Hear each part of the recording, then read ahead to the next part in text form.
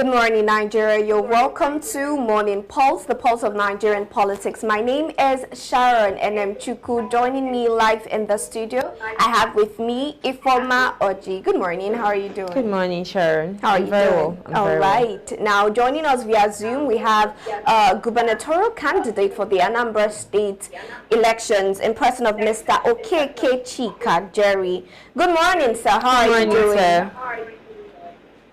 I'm fine. Good morning. Welcome to the show, sir. Thank you. Now I'm going to take the top headlines we'll be discussing for today. First, we're starting with the 16 military officers who, including top-ranking officials, have been arrested for allegedly plotting a coup against President Bola Ahmed Tinubu. And while the government keeps us guessing about secret coup plots, another war is already happening, one they refuse to talk about. Over 7,000 Nigerian Christians have been killed this year alone. Let that sink in. 7,000. Entire Christian communities have been wiped out, children beheaded, churches burned to the ground, survivors left with nothing. And yet, no emergency declarations, no federal task force, no arrest, just silence. But Nigeria's trauma didn't start this year. So 5 years ago, we had the Lekki toll gate massacre, and today being October 20th, 2020, marks the remembrance for the Lekki toll gate massacre, the night the Nigerian military opened fire on peaceful NSAS protesters, waving flags and singing the national anthem. No one has been punished, not one soldier named, and not one official fired. Now we have a possible coup on our hand, a silent genocide, an unresolved massacre. And finally, the Free Nnamdi Kanu protest currently ongoing in Abuja, led by Omoyele Sowore.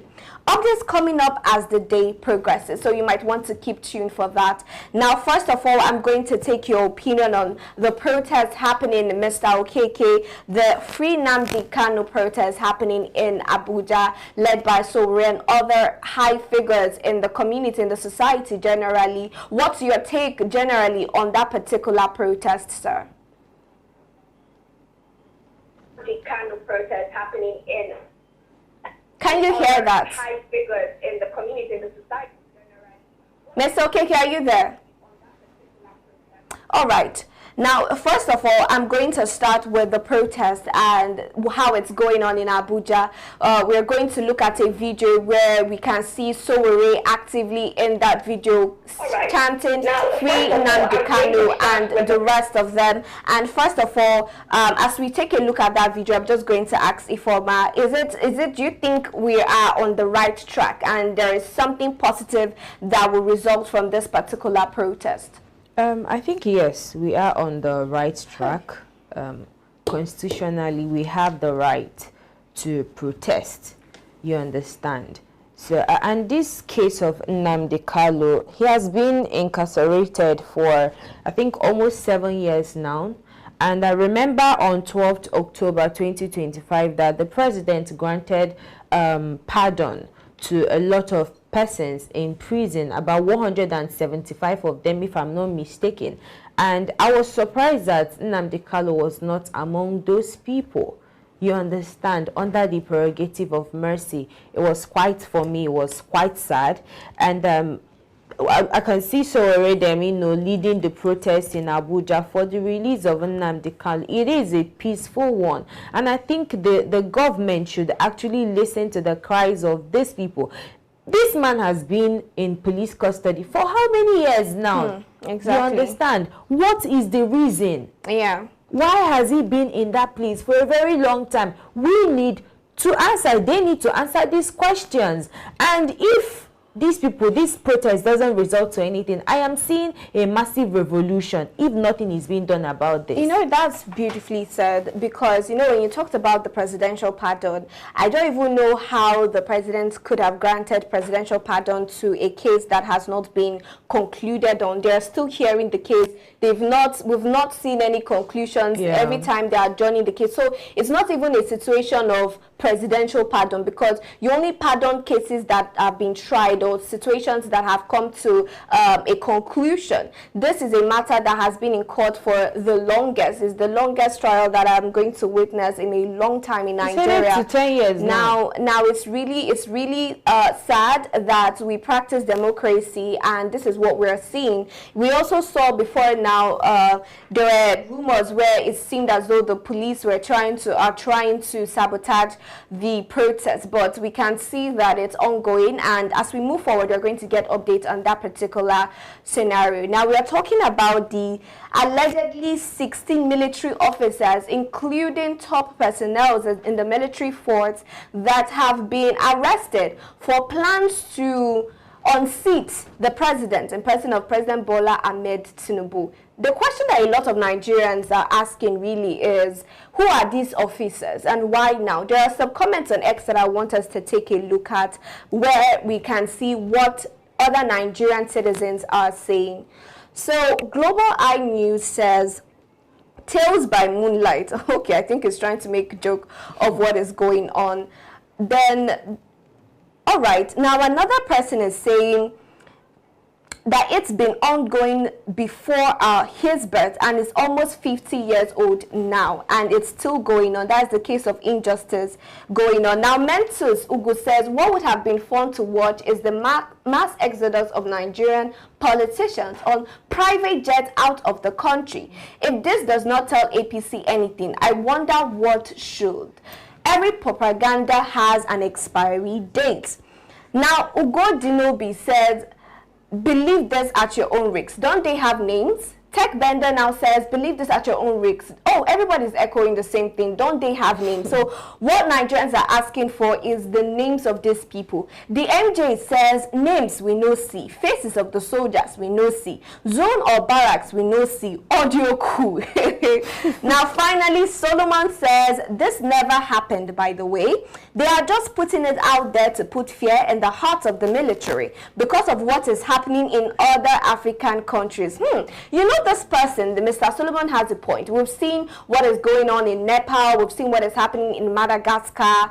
And it's as though Nigeria should, or they are the next in line. So a lot of Nigerians have come out to wish openly that what happened in Nepal and Madagascar would happen in Nigeria.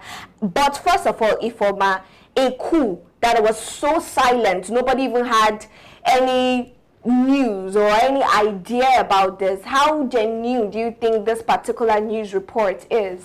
I don't actually know if it is true. Like, we can see the heartbeats of Nigerians. They are saying that, I mean, this could be an audio coup. But if I am to say anything concerning this, because the intention is to oust the president, according to what the news read, which for me, I think under the criminal code is actually treason. It's captured under the criminal code.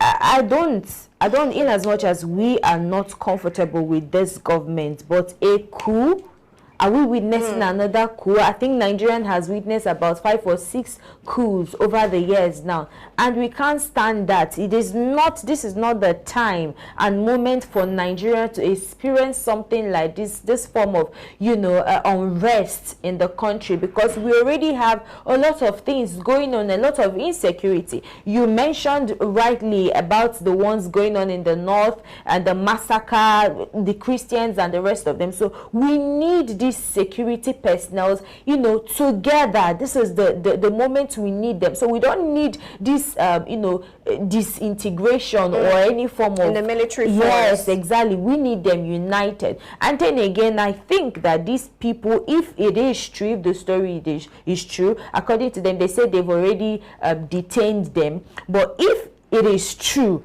that these people planned a coup, I think they should face the full wrath of the law. But if they are not actually done, they didn't plan this in the first place, I think they should be given a fair hearing. People should, even if they even did it, I believe that they should be given a fair hearing, and for people to listen and hear their own side of the story. It is funny because if this is not a true situation, if this didn't happen and the Nigerian government is coming out to say that there is a coup, then it just screams desperation to hold on to power.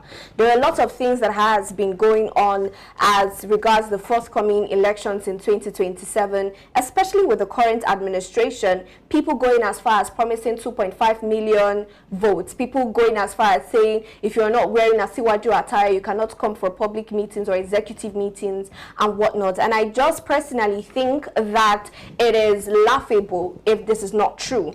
But if it is, then I don't know where the priority of the military is, because the other day we saw, was it the Zamfara or Kaduna state governor, somewhere between those two, coming out to say that he could actually curb that is banditry in his state within 2 months if he is given the power to be able to give orders to the Nigerian military. Because when they have this information, who is going to execute or who is going to go out to protect people? And he's saying that because they get their orders directly from Aso Rock, that is from the president, they cannot obey any other order. So if I'm saying, if the military wants to protest, they should start by deploying themselves to hot areas, especially in the northern areas where we are having a lot of terrorist attack, and then, you know, trying to put their possible best foot forward before thinking of trying to unseat the government. Because at the end of the day, we saw what happened the last time we had the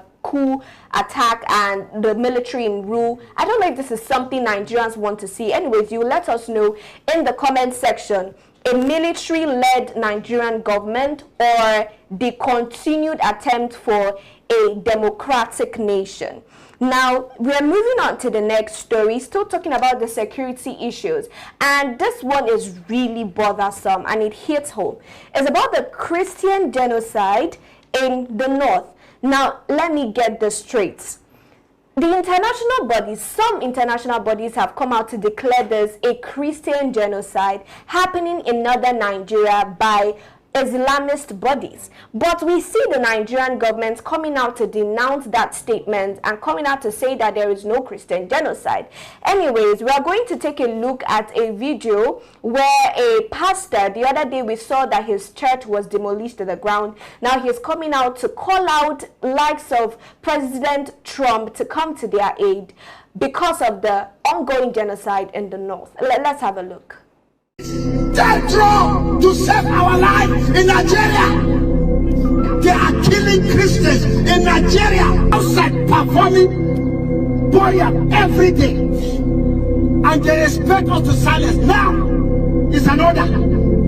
Nigerian government came out openly and denied there is no massacre. There is no genocide of Christians in Nigeria. And look at it today. Is there any Muslim here? United Nations, I know you're watching it. American Senate, you are watching what I'm doing, I'm saying here. Special advisor to Trump. Now, please tell Trump to save our life in Nigeria. They are killing Christians in Nigeria. Massacre Christians. If they say they kill Muslims, Muslims are being killed. By who? By what?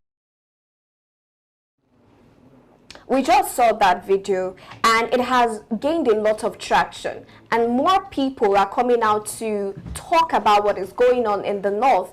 But one thing that is really bothersome and that begs for question is the fact that here in Nigeria, we're not getting that kind of urgency as to the situation happening in the north. And my first question, Ifoma, really is, and I'm not saying you have the answer, I'm just asking, is it that Nigerians have gotten so used to, or so they've gotten so comfortable with the killings and the massacre in the north that it's no longer a news? Or is it that there really isn't any genocide going on in the north? Okay, first of all, if I'm to talk on the genocide is actually an act committed as an intent to destroy a whole part or a particular part. It might be a religious organization.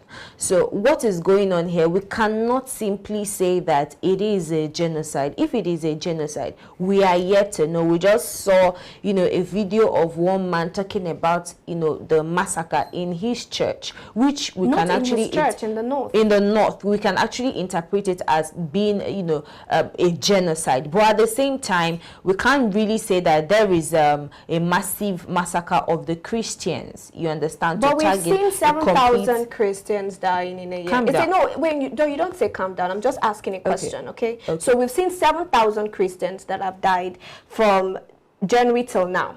So it's not his church. I just want you to continue based on that fact. Okay, no problem. I just wanted to say that we don't have... you just rightly said that maybe we have proof about the genocide attack and the rest of them.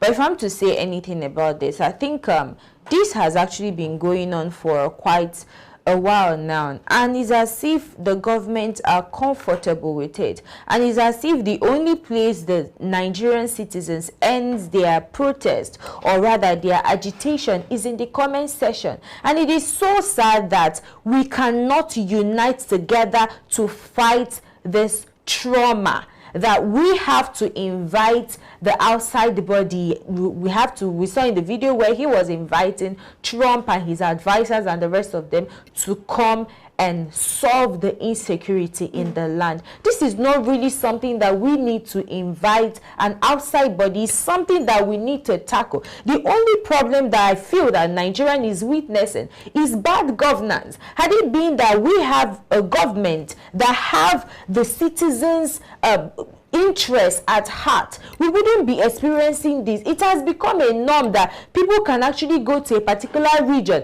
be it in the north or in the east or in the south, and commit massacre and go home, like they did nothing.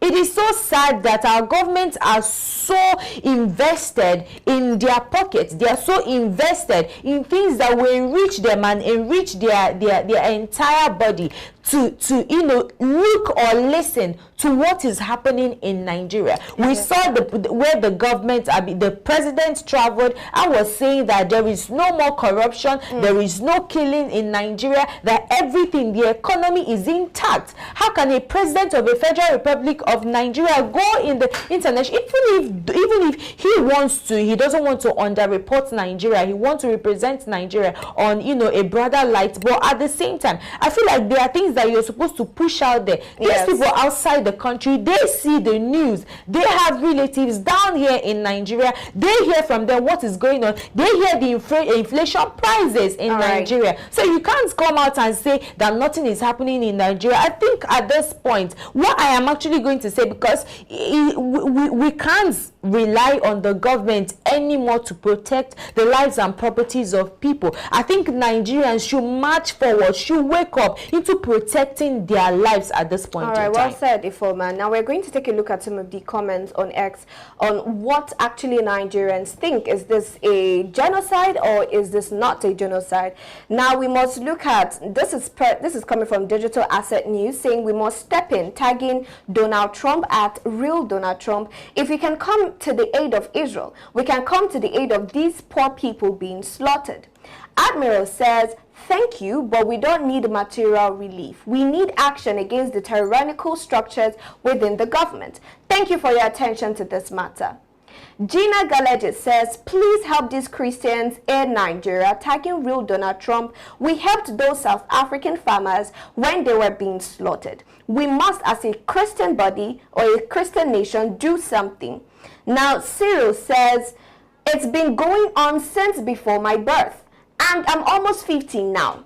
There's a form of impunity and an overwhelming helplessness even on the Christian, that the Southerners population, that it's almost an accepted culture. That is up until now. Now, Nigerians are coming out to agree to the term that has been labeled on what is going on in the north, calling it a Christian genocide. And this last comment has come out to say that it has almost become a norm for Nigerians and a culture sort of, which now means that people are no longer reacting as they should. And this is where it gets really dangerous. If we can get so comfortable with the fact that we have a group of people that are being killed and it's now normal. And I'm just going to ask finally on this particular story, we have not seen any public proclamation from denomination leaders, from the Can body, from the president of Can. The only thing we've heard recently is that they came out to share 1 million Bibles in honor of the president's son, in person of Mr. Tinubu. We've not heard anything from most of our Nigerian pastors, and I'm just saying exactly, it is quite confusing, because when you go to the comment section for most of these stories, some people are saying that they have relatives in Nigerians, like you rightfully said, or friends, and there are just different reports surrounding this matter. What would you consider a genocide? How many more people need to die before we can call this a genocide? I think the moment whereby they wipe out all the officials, government officials, that's when we'll know that that there is genocide. There is genocide attack in Nigeria, because you could see that the government are not doing anything about it. You understand? Yes. So for the fact that they are not doing anything about it, they need to attack them. And once they attack them, they will agree now that there is genocide in Nigeria. But like I said earlier, in Nigeria, are going to attack them. We have to move on to the next story. Sorry to cut you short. It's about the Lekki massacre that happened in 2020. Now, so we had the NSAS protest, where millions of Nigerians bearing Nigerian flag walked up to Lekki and were chanting "End SARS." They even sang the national anthem. On that very day, that very night, the Nigerian military opened fire on unarmed Nigerians and shot, and in that process, it's been a long day. As grievous as what happened, as sad as what happened, it is what happened after that is still shocking 5 years later.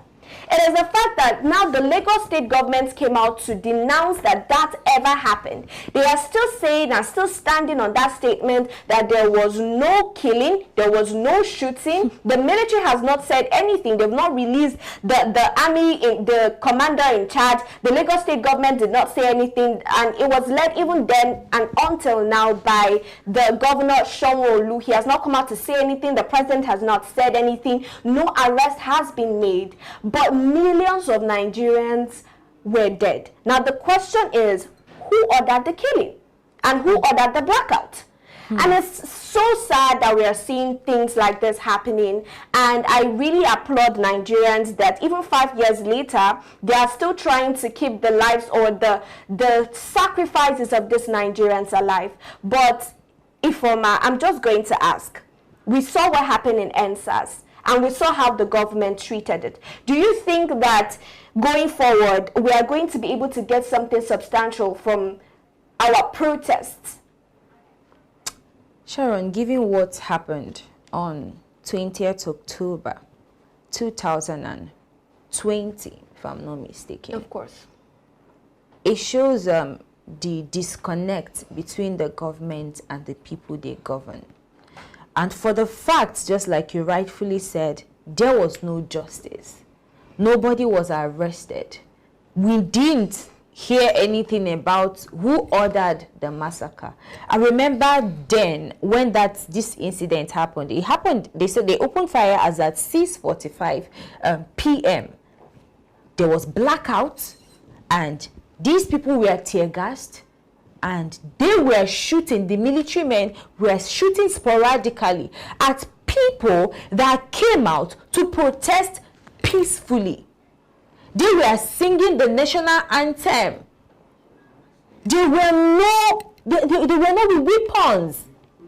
It was so sad that this incident, remained indelible in the minds of Nigerians, that 5 years later we are still asking this question. Sharon, this set of persons that came out to protest that day, it is not because they cannot sit in their houses. Yeah. It is not because they cannot maybe like protect or eat and enjoy the luxuries of life, but it is because their children and their future is at stake. Exactly. That is why they took to the streets to protest for the betterment of Nigeria. Now, Sharon, under the 1999 Constitution, subsection 33, we talked about the human right. Their right was stripped off. Under the same 1999 Constitution, section 40, we talked about peaceful gathering. It was stripped off. Now, who ordered the attack? Who ordered the shooting? Up till date, that is the question. We don't have the information. And our government, I'm sorry, our government is coming out in the media then to say that there was no shooting. All right. God. It is something to deliberate I believe we're about. heading towards a revolution, to be honest. It is something to deliberate about. And at the end of the day, we need to keep asking the question. There are so many unanswered questions. First of all, who ordered the killings? And also, what caused the glitch? This is what we are asking INEC. Anyways, we're going to go on a short break. When we return, we'll call it a wrap on the show. Don't go nowhere. Yes, you. Come closer. Closer. Perfect. Robert TM is pulling up a seat for you at the most important conversation in Anambra this year, the 2025 Anambra State Governorship Debate. Voices beyond the front line. Mark your calendar. Coming Friday, October 24th, 2025, we are taking over Hollywood Event Center, Oka, with this groundbreaking conversation where ideas meet the people. This is your time to get the real talk from the leading candidates, their vision, their plan, and their solution for the future of our state. Let's make our voices heard. Let's get to the heart of it. See you there. Every breath of our lives, we've trust in God. We will lift our homeland high.